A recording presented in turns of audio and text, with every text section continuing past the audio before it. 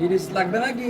হ্যাঁ বাবা, ফ্রিজ লাগবে বলি তো আসলাম। তুমি কি এই মেসাজ আল্লাহদার ট্রেডার্সের সেই লোক নাই? হ্যাঁ হ্যাঁ, আমি আল্লাহর দান ট্রেডার্সের সেলম্যান আছি। আচ্ছা আচ্ছা, আমাদের এখানে 20 ফ্রিজ আছে।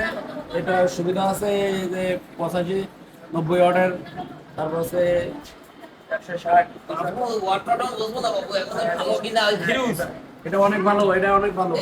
কিনি সেই ঠিক। ঠিক আছে।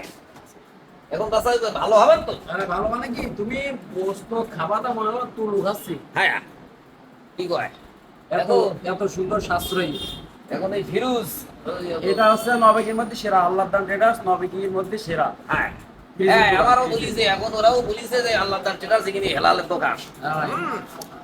এই দোকানে ভালো ভালো জিনিস ফিরুজ পাওয়া যায়। এখন বাসা আমি খুব কিসমত করে আইছি বাসা। এই দেখেছি এখন একটু ভাবি চিন্তি দেখি কোনটা কি কত এতগুলো ফিরুজ তোমার কিনি এই ফিরুজ এখন। হ্যাঁ হ্যাঁ ঈদের আগে হ্যাঁ হেলাল করে কুরবানি দিতে যাও, কুরবানি করা। বাসা কুরবানি তো না, আমি যাও একটু ফিরুজ কেনবো বলে আইলাম। কুরবানি না, ফ্রিজ কিনতেই যাও, কি সমস্যা কি? বাসা ওই বিষয় আছে, ওই আমাকে বাড়ি হচ্ছে 11 জন। এখন আমি কুরবানি থাকলি সর্বোচ্চ 4 কেজি গোস্ত হয়। এখন আমি যদি লিস্টের তালিকা আমার নাম থাকে বাসা, তার মাথা পিছু আমি 1 কেজি করে গোস্ত খাবো। এখন তাহলে আমি 11 কেজি গোস্ত, এখন ওই গোস্ত আমি থবো কানে সেই চিন্তা করি বাবু। এই টাকা পাতাম, টাকা কটা দিয়েছে। এখন এই ফিরুজ কিনতে আইছে, এই যে হেলালের দোকানে এই যে ঠিক হয় আল্লাহ দান ট্রেডার্স।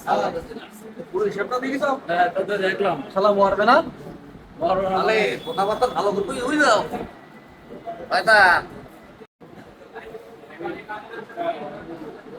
আচ্ছা, তাহলে এইটা আমি নেবো বুঝ যাও।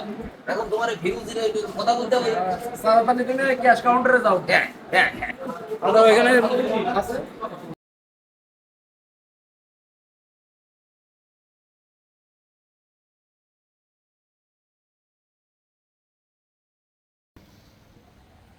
বাবা হ্যাঁ, এখন ওই তোমার দোকানে চইলাম, ওই যে মশলা পানি বাটি দেয়, এই জাম করে পাকাই দেয়, ওই যে কারেন্টে পাকাই দেয় ওই জিনিস। তোমার মেশিন আছে নাকি? কি সে কি? বাসা মশলা পাকায়, তার নাম কি? ওই যে কি জানি বলো, ওই যে সিলিন্ডার নাকি। তা সিলিন্ডার এই জায়গায় পাওয়া যায় নাই? দেখো দিন বাসা, ওই যে বুনুতে তোমার কিন্তু ইছে সে ভালো করে বলো কি? ওরে বাসা, ওই যে মশলা এরকম খোপানা রয়েছে ওর মধ্যে যে মশলা ঢিলি, এই যে এরকম সুইজি সাপ মারলি পার ঘুরি দেয়। ওরে, ও তো ব্যালেন্ডার। হ্যাঁ হ্যাঁ হ্যাঁ, কই আছে ওই আছে আছে। দেখো নিচু দেখো দেখো। এই লালটু, ওই জায়গায় ব্যালেন্ডার আছে। বাসা তুমি বললি বুঝি পারবে তোমরা, এক কথা মানুষ বিশাল বড় একদম গুছাইতেছে। এই যে এই যে হ্যাঁ হ্যাঁ হ্যাঁ হ্যাঁ শয়তান, এই জিনিস বাসা এই দেখো দাদা, দেখো। এখন এই ভালো হবে তো নাকি? ওরে ভালো হবে মানে, এতে মশলা দেওয়ার আগাতে গুঁড়ো হয়ে যাবে। তাহলে আর কেন বাকি দেওয়ার আগে যদি গড়ুই যায়। ভালো না? হ্যাঁ ভালো। শুধু সুইচে চাপ দেওয়ার আগাতে গুঁড়ো হয়ে যাবে। ভাই একদম original। তখন তো যা বুঝিছে ওটার বারান্দা তো হুসাই ফেলেছিস তো দেখতেছি। এখন আচ্ছা ভাই, তাহলে কত কে খেতে কি? আচ্ছা, এই 1000 টাকার 5 কান নোট দিলে হবে। হ্যাঁ কত? 1000 টাকার 5 কান নোট। ওরে বাপরে বাপ, কুরবানি থাকতে পারলাম না, হলাম এই সিলিন্ডার না কি ব্যালেন্ডার কিনতি। এখন তুমি যা বলতে যাও, তুমি তো মার্ডার করার কথাবার্তা বলতে যাও বাসা। তুমি একটু কই বলো, তোমার চাষি খুব বড় মুখর পাটি বাসা। এই তো সুবিধা পাইতে গেলে তো একটু টাকা দিয়ে কেনা লাগবে। হ্যাঁ তুমি বলো। হ্যাঁ 5000 টাকা চাচা।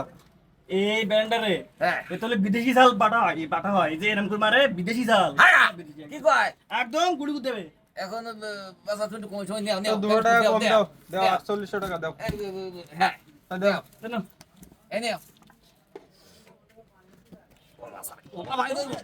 কিছু করতে পারছি হ্যাঁ, কুরবানি টাকা না খোঁজ ব্যান্ডার কিনে গোছ রাখ নাকি চাষি বিশাল খুশি হবে না?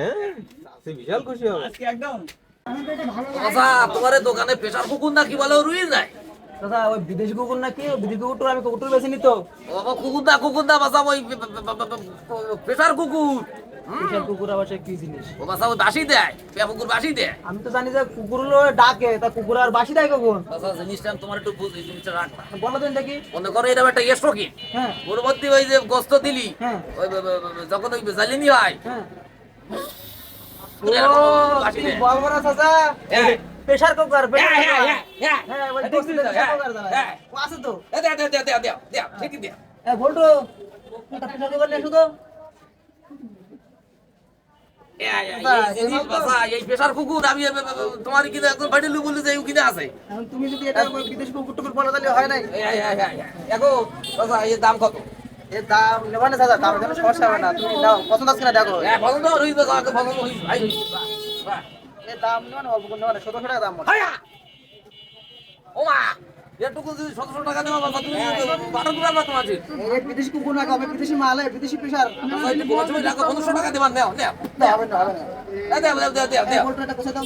হ্যাঁ হ্যাঁ হ্যাঁ আচ্ছা দেও এটা আপনি নিয়ে যান, বাসা কোনো খুব ভালো জিনিস হবে না। ডিস্ট্রিবিউশন যদি দেয় ডিস্ট্রিবিউশন দিলে কি পাল্টে দেবা কেন হ্যাঁ, পাল্টে দেবো, হ্যাঁ হ্যাঁ সমস্যা হবে না। বাবা ব্যাগ ব্যাগ ব্যাগ হ্যাঁ মকবুল চাচাদের মতো এমনও হাজারো মকবুল চাচা আমাদের সমাজে আছেন যারা প্রচুর অর্থ প্রাচুর্য থাকার পরেও কুরবানি দেন না, অথচ ব্যাংকে তাদের মোটা অঙ্কের ব্যালেন্স আছে, এলাকায় জমি জমা ও সোনা গহনার কোনো কমতি নেই, দিনের পর দিন অনেক বাজে খরচ করেন কিন্তু তারা কুরবানি দিতে নারাজ।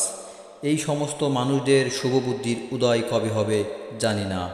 মহান আল্লাহ তাআলা এই সমস্ত মানুষদের হেদায়েত দান করুন, আমিন। সকলের ঈদ পরিবার পরিজন নিয়ে ভালো কাটুক, এটাই আমাদের প্রত্যাশা। ঈদ মুবারক, ধন্যবাদ।